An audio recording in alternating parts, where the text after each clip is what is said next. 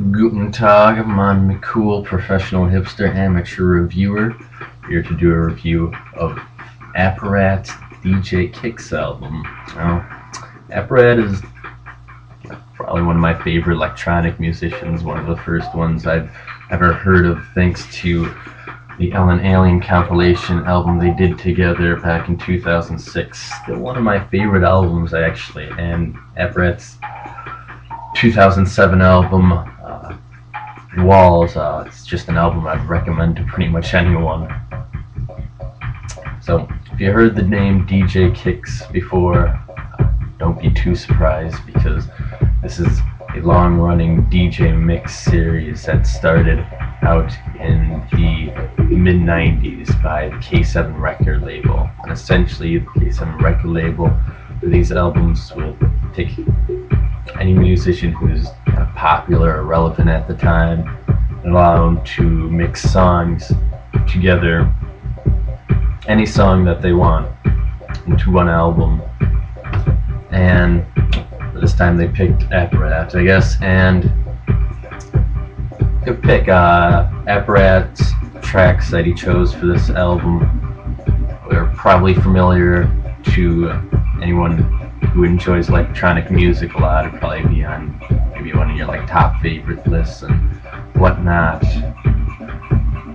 Just to name a few, we got Quartet track. It wasn't on this album, but ironically on his own DJ Kicks album. It was the Born Ruffin's song. I thought that was a highlight from that album. Also, Quartet actually makes another appearance with Burial with their song Moth that they did a little while ago, and that's a very drug-induced track. A song from Panther Du Prince's album last year is also on this album, and Joy Orbison is another track as well. A lot of these songs were just made in the past couple of years, which I guess is kind of cool. Since a lot of these tracks are probably your favorite, if you're a DJ fan, you probably wouldn't want them actually touched or mixed or anything together in one album or anything like that, because I'm guessing you probably think they're perfect the way they are. But don't worry too much, because Apparat did more or less just beef the tracks up a little more, make them sound more fuller and larger. His main concern on this album was in the mixing. And the songs on this, they kind of vary moderately from each other, but I guess when I first hearing this album, I probably thought it'd be cool if he would have chose to kind of mix in an obscure Philip Glass song or a tantalizing trance song from a disgraceful DJ like DJ Amir Van Buren, just to make the album more interesting, switch things up, see what Apparat could do with a song like that and see how it would fit it in. But the more I listened to this album, I watched a few interviews with Apparat, and he says he has a large palette for music. He likes a lot of different things, but this is a mix album. You got to make sure that everything meshes real well together. It's probably good that he got songs that are, in a way, fairly similar, because if you wouldn't be able to mix it real well together, probably would have ended up sounding like one of those mix CDs your boyfriend or girlfriend would give you for your birthday.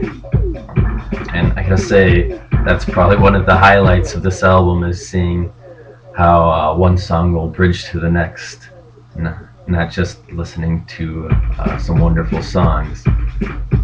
So that's kind of why I think Apparat DJ Kicks makes an excellent installment to this series of albums. But if you're gonna buy this album, for God's sakes, buy it on CD. Not only because you're missing some songs like usual when you buy something on vinyl, but you're missing the greatest songs. If you buy it on vinyl, you're missing the 3 songs that open this album really well. You're missing the paramount of this album, Saluta. It's just a really epic song that sounds pretty appropriate for like perhaps playing one of those ridiculously large army marches that China, North Korea, and Russia has like put on. And I don't know how they missed that song, because that's the first song that comes up when you type DJ Kicks Apparat into YouTube. It's a song that they used over and over again in Apparat's interviews for this album, and also it's the first song that pops into your head when you stare into these 2 eyes. When you so yeah, it's kind of a big disappointment there. And also the 5 tracks that I don't like from this album, I know that kind of sounds like a lot and would ruin an album big time, but this album has like 24 tracks, so it doesn't like kind of kill the album at all or too much.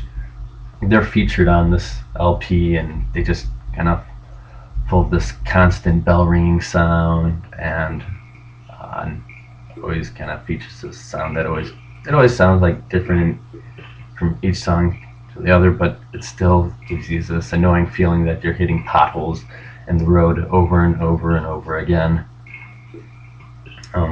I put more salt in the wounds. This album ends with one of those sad songs that Tom York is always featured on by electronic musicians that we've all heard before a million times.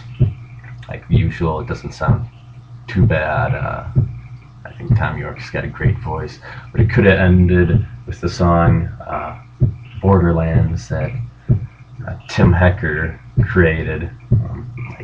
It ends on CD, and it was just a nice way to end it. Excellent way to gently drift away from this album. So now, other than that, I still highly recommend this album, and I guess I won't blame you if you buy the LP copy of this, because submit Sasha Ring / Apparat is one sexy German. So yeah, I guess I gotta show you the back here. Not much to see. The next installment in the DJ Kick series is going to be featuring Gold Panda, so I'm really excited for that. I've been loving everything that he's been coming out with so far early in his career, and there's been like 1 or 2 songs I think that's like leaked out into the internet. Enjoyed them both, and it sounds like there's a lot of unrecognizable songs or unrecognizable artists on this album, so I'll be looking forward to that quite a bit. So take care, y'all. See ya, bye.